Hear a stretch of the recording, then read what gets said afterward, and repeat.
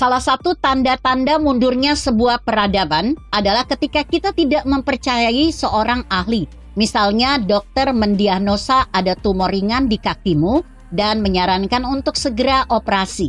Namun kau mengabaikan dan justru memilih pergi ke dukun hanya karena meyakini ia memiliki kekuatan ajaib yang bisa mengangkat tumor cukup dengan semburan ludahnya.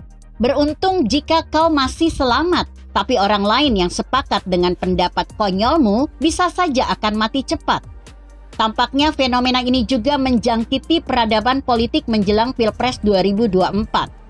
Bahkan kebohongan dan pembodohan semacam ini sengaja diproduksi dan terus ditebar untuk menjatuhkan sosok potensial. Siapa lagi sasarannya kalau bukan Ganjar Pranowo? Lihat saja, narasi Jawa Tengah sebagai provinsi termiskin terus dipakai kubu seberang untuk menyerang Ganjar. Mereka sengaja menyebar isu itu untuk menjatuhkan kredibilitasnya. Terus kenapa saya bilang itu kebohongan? Jelas karena data-data yang mereka gunakan adalah data lama yang tidak sesuai kenyataan. Kalau boleh jujur, sebenarnya itu bukan saya yang ngomong, tapi Kepala BPS Jawa Tengah, Adi Wiryana, yang adalah seorang ahli di bidangnya yang kerjanya berdasarkan riset dan kajian ilmiah. Data-data yang dikeluarkan pun valid, bukan turun dari langit. Isu itu hoax. Masih ada yang dikatakan lebih miskin dari Jawa Tengah, yakni Yogyakarta dengan 11,9%. Kemudian dilihat dari jumlah penduduk miskin. Sebenarnya Jawa Barat dan Jawa Timur lebih tinggi dengan 4 jutaan penduduk miskin. Sementara Jawa Tengah 3,9 juta. Tegas Adi yang juga sudah diberitakan di banyak media. Supaya lebih terang benderang, mari kita bandingkan penurunan terbanyak penduduk miskin dari 4 provinsi besar di Pulau Jawa dalam kurun waktu 2013 hingga 2022. Ada Jawa Tengah, Jawa Barat, Jawa Timur, dan DKI Jakarta. Data ini saya ambil dari Badan Pusat Statistik RI.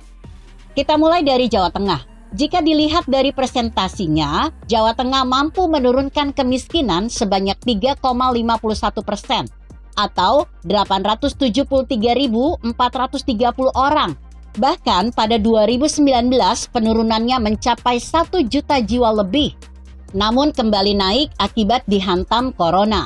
Kemudian Jawa Barat berhasil dan sukses menurunkan kemiskinan 1,55% atau sebanyak 311.670 orang.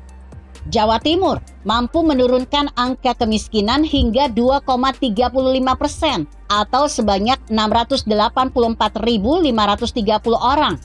Sementara DKI Jakarta dalam kurun waktu yang sama, angka kemiskinan di provinsi ini justru bertambah 0,97 atau sebanyak 126.340 orang.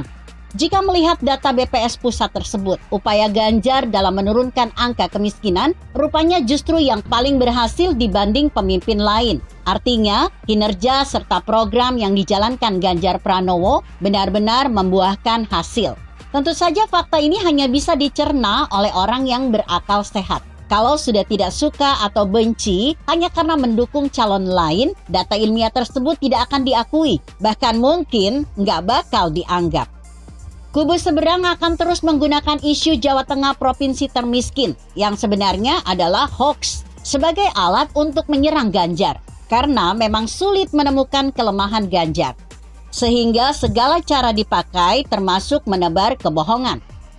Serangan itu selain bertujuan menjatuhkan kredibilitas Ganjar, tentu juga dimaksudkan untuk menjunjung capres pilihan mereka yang sebenarnya justru tidak mampu menunjukkan hasil kinerjanya.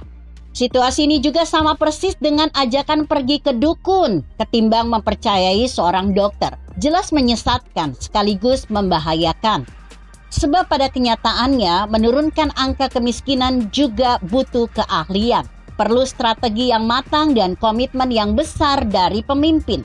Dan lagi dibutuhkan tindakan konkret, bukan hanya soal keyakinan, bukan janji manis, apalagi dengan cara membakar kemenyan ataupun menebar kembang 7 rupa.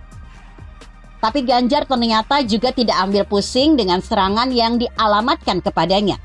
Ia terus saja bekerja. Ia terus merampungkan program bedah rumah tak layak huni milik warganya. yang sampai sekarang sudah ada 1.041.894 unit rumah telah direnovasi.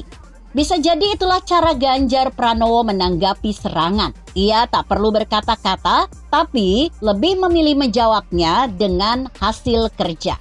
Indah sekali. Begitu kira-kira. Artikel ini ditulis Sobar Harahap yang disadur dari redaksi Indonesia.com dengan judul Menyerang Ganjar dengan Kebohongan. Bagaimana menurut Anda? Jika Anda berpendapat lain, tuliskan komentar Anda di bawah ini. Saya Emma, Karisma 90.